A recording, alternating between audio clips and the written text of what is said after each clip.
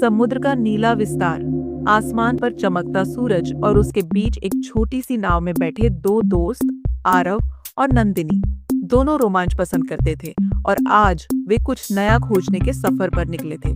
आरव ने दूर उंगली से इशारा किया। नंदिनी, देखो, आगे एक टापू दिख रहा है। नंदिनी ने दूरबीन उठाई और देखा। ये टापू तो कुछ अजीब लग रहा है।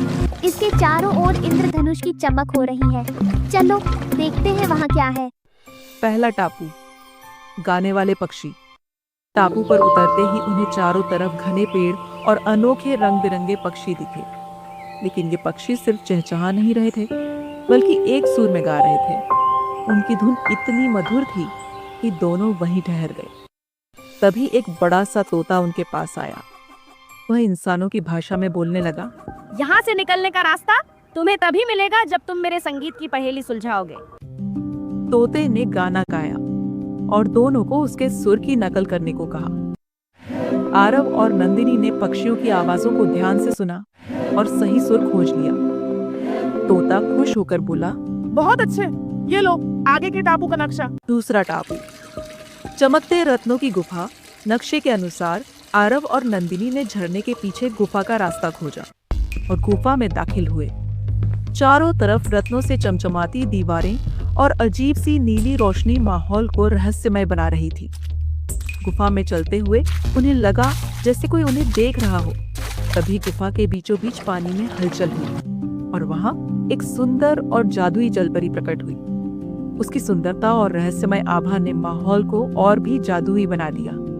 उसने मुस्कुराते हुए कहा, यह गुफा सिर्फ उन्हीं को खजाना देती है जिनके इरादे नेक और दिल सच्चे होते हैं। मैं तुम्हारी परीक्षा लूंगी। उसने आरव और नंदिनी से पूछा। सच्चे खजाने का मतलब तुम्हारे लिए क्या है?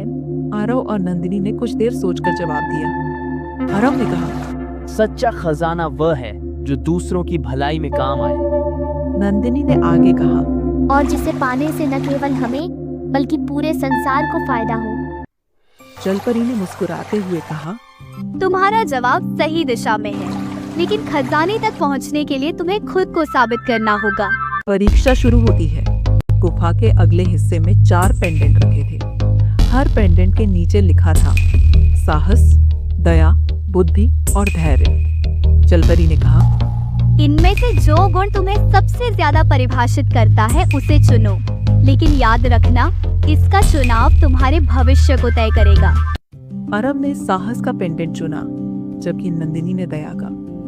जैसे ही उन्होंने पेंडेंट पहना, गुफा की दीवारें कांपने लगीं, जमीन पर दरारें बन गईं और सामने एक विशाल पत्थर का रक्षक प्रकट हुआ। उस रक्षक ने गरजते हुए कहा, अगर तुम खजाने तक पहुंचना चाहते हो तो अपनी नीयत साबित करनी होगी। यह खजाना उनके लिए नहीं है जो सिर्फ ताकत या लालच के लिए इसे पाना चाहते हैं। अचानक आरव का पैर फिसल गया और वह गहरी दरार में गिरने वाला था। नंदिनी ने बिना सोचे समझे उसकी मदद की और उसे ऊपर खींच लिया। दोनों ने मिलकर एक दूसरे का सहारा दिया और आगे बढ़े। रक्षक ने उनकी एकता और निस्वार्थता देखी और शांत होकर बोला, तुमने साहस और दया को साबित किया है, अब तुम्हें खजाना मिल सकता है। गुफा के सबसे गहरे कोने में एक बड़ा चमकता हुआ क्रिस्टल रखा था। वह अलग अलग रंगों में चमक रहा था, जैसे उसमें सैकड़ों सूरज की रोशनी कैद हो। जलपरी ने कहा, यह सिर्फ एक क्रिस्टल नहीं बल्कि एक शक्ति है। इसे वही संभाल सकता है जो इसे दूसरों की भलाई के लिए इस्तेमाल करना जानता हो। अगर तुम्हारा दिल सच्चा है तो इसे छुओ। आरव ने धीरे धीरे क्रिस्टल को उठाया। उसे महसूस हुआ जैसे उसके अंदर एक अजीब सी ऊर्जा दौड़ गई हो। नंदिनी ने मुस्कुराते हुए कहा, अब हमारे पास वह शक्ति है जिससे हम अपने उद्देश्य को पूरा कर सकते हैं। जलपरी ने उन्हें विदाई देते हुए कहा, तुमने गुफा की परीक्षा को पास किया है। ये शक्ति अब तुम्हारी है। इसे संभाल कर और बुद्धिमानी से इस्तेमाल करना। गुफा से बाहर आते ही सूरज की पहली किरणें टापू पर पड़ रही थीं। आरव और नंदिनी ने क्रिस्टल को सुरक्षित बैग में रखा और अपनी नाव की ओर बढ़े।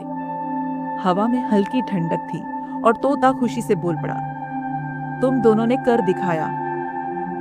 आरव ने नाव पर बैठते हुए आसमान की ओर देखा और कहा, यह सिर्फ एक टापू की कहानी थी, लेकिन यह यात्रा खत्म नहीं हुई है। असली काम तो अब शुरू होता है। इस शक्ति को सही कारण के लिए इस्तेमाल करना। नंदिनी ने सिर हिलाते हुए कहा, हाँ, अब हर चुनौती का सामना हम साथ मिलकर करेंगे। और इस तरह चमकते रत्नों की गुफा का रहस्य सुलझा। आरव और नंदिनी ने न केवल खजाने को पाया, बल्कि यह भी सीखा कि असली खजाना बाहरी चीजों में नहीं, बल्कि हमारे गुणों और इरादों में है। उनकी यह यात्रा यहीं खत्म नहीं हुई, बल्कि एक नई शुरुआत बनी, दुनिया को बेहतर बनाने की।